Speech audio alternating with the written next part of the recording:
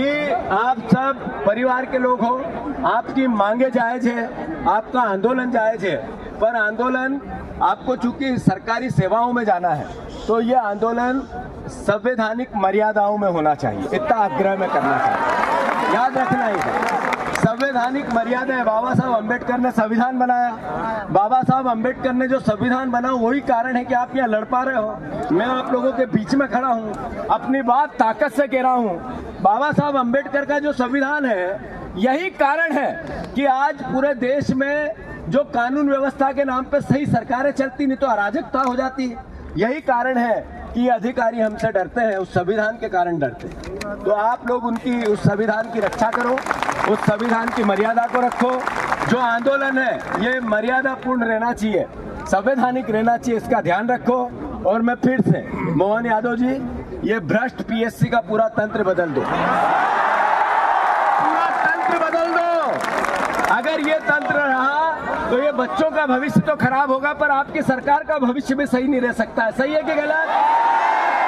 अगर ये तंत्र रहा जो पीएससी का आज है, तो मोहन यादव अगली बार फिर मुख्यमंत्री नहीं बन पाएंगे। अगर इतनी अराजकता रही तो मैं फिर से सभी परिवार के साथियों को ढेर सारी शुभकामनाएं देता हूं आंदोलन के लिए और आपके भावी भविष्य के लिए। आज नहीं तो कल सरकार को सद्बुद्धि और अक्कल आएगी, चिंता मत करना। हम फिर से कल विधानसभा में आपकी पूरी आवाज, आपकी मांगे ये मैंने रख ली है, ये सारी उठाऊंगा और सारे विधायक एक साथ ये सारे पर्चे लेके अंदर जाएंगे और आपकी बात पूरे पर्चों के साथ। क्या कहेंगे जो कुछ देखने को आया? मैम, राहुल जी के खिलाफ कंप्लेंट राहुल जी बी.आर. अम्बेडकर जी की फोटो लेकर शांतिपूर्वक जय भीम के नारे को बोलते हुए संसद में जा रहे थे। संसद में जाने से किसने रोका? आप देख लीजिए। हम इतने दिनों से प्रोटेस्ट कर रहे हैं, साइड में प्रोटेस्ट कर रहे हैं, जो भी आ रहा है जा रहा है, उसको पूरा रास्ता है। इन्होंने कुछ एकदम शांतिपूर्वक प्रोटेस्ट हुए, कितने दिनों से चल रहे हैं, रोज 10:30 से 11। आज पहली बार इन्होंने प्रोटेस्ट किया, सबको रोक दिया और उसके बाद धक्का मुक्की और ये गुंडागर्दी।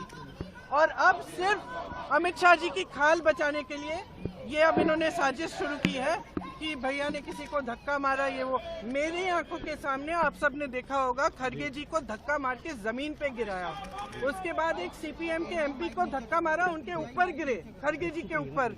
मैंने सोचा टांग टूट गई होगी, कुछ हुआ होगा, क्योंकि उनके चेहरे से दिख रहा था कि उनको चोट लगी। फिर हमने कहीं से कुर्सी ढूंढ के हम लाए उनके लिए।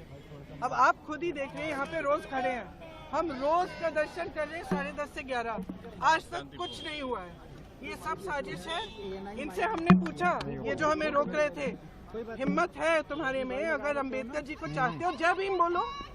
जय भीम का नारा क्यों नहीं निकल सकता इनके मुंह से? ये कह रहे सर पैसेज दिया, नारा क्यों नहीं? कौन सा पैसेज? आपने खुद देखा, हमारे सामने सारे खड़े थे और हमने कुछ कहा भी नहीं। हम सिर्फ अपना नारा लगाते रहे, सिर्फ अपने संविधान के लिए लड़ते रहे। अगर आप सोचते, अगर इस देश की जनता सोच रही है कि ये लोग संविधान की रक्षा करेंगे, अगर आज भी इस देश की जनता किसी भी कंफ्यूजन में है तो कंफ्यूजन दूर हो जाए। इनकी असली जो भावना है वो निकल गई अमित शाह जी की बातों में। इनकी असली भावना आज आपको दिख गई यहाँ पे, जहाँ पे ये हिंसक भावना रख रहे हैं।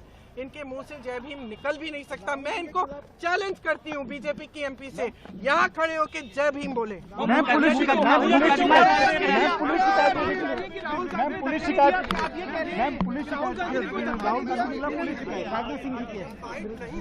भैया जी